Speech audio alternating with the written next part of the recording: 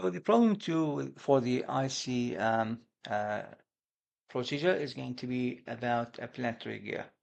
So a part of the automatic transmission consists of a fixed ring, gear R, that's the outside one, that's the R, okay?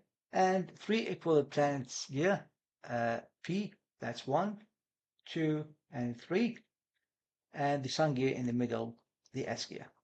And we have the planet carrier, which is going to be shaded here. That's the white one, look like the Y shape. The sun gear is rotating at omega of 4 radian per second.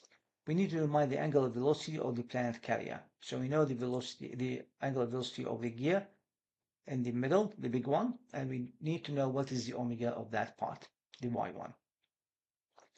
So we have to know that the C is going to be a pin connected at the center of each of the planet gear. You can see here that we highlighted this small gear here. This one is fixed. That means there is no slipping between the gear P and the gear R.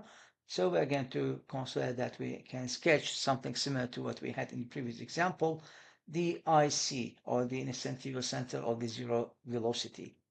And this will help me to find the VP as a term of the VB. And what we learned is that if this will be the radius, this will be diameter, the VP is going to be half of the VB. So we need to find the VB first, which can found here as 0.6, and I'm going to show you how we found it. Okay, so once again, we're going to start with the IC for each planet gear is going to be at the contact point with the ring gear. Okay, so that's what we have as an assumption here at that point where my pointer is. That will be the IC. Now, the velocity of the contact point B with the gear sun can be determined by. Now, the contact between the sun gear and the planet gear is going to share the same speed, the same velocity. So this would be the contact point. The velocity on the radius of the sun gear is going to be the same as the velocity of the radius of the planet gear. So we start to calculate what this velocity is, the omega of the sun gear multiplied by the radius of the sun gear. Straightforward. Now we know the omega s is equal to 4 radian per second. The rs is 0.15, so we can apply that, and we're going to get that this velocity is going to be equal to 0.6 meter per second. Now done. Now the VV is 0.6 meter per second. This is the center of the gravity. If I'm going to sketch the line as we did with the previous example, okay, let me do that. Okay, so again, that's the first arrow, that's the second arrow. If I'm going to make a straight line between them, and then I'm going to sketch a line that's starting by touching the end of every one of those triangles, I can find the IC. Same thing. Now the omega of that gear is going to be equal to the VB is equal to the omega of the gear P multiplied by the diameter. And then I'm going to find that the VP is going to be equal to the omega multiplied by the radius. By simple judgment, I can say that the VP is equal to half of the VB. So we do that. The omega s multiplied by the rs is equal to the omega p multiplied by the diameter.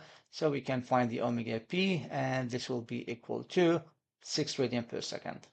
Then we're going to calculate the velocity at the point P by multiplying this omega by the radius, which is 0.05. So I'm going to have the Vp is equal to the omega P multiplied by the Rp, which is 0.05, and this will give me 0.3 meter per second.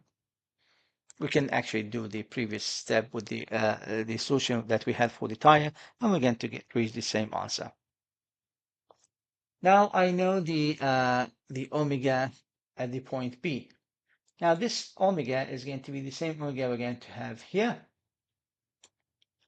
Okay, that's, sorry, velocity, the same velocity here.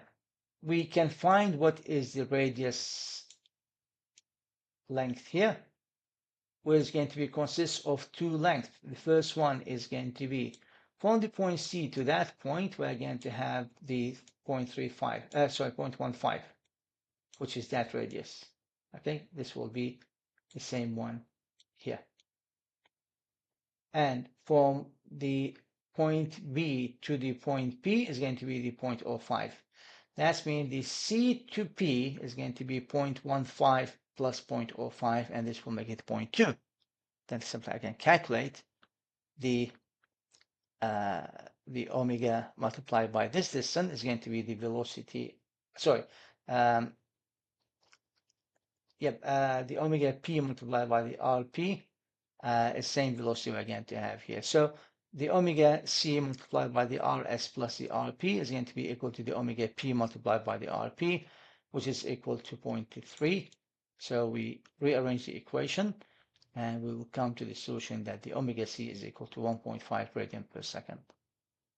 Okay, so that's it. That's the solution. Okay, now that the omega p plus the rp is going to be equal to 0.3. 0.3 divided by 0.2. This will make it as 1.5 radian per second. So this will be the answer for this question. And once again, if you have any question, just write a comment and I will try to explain further.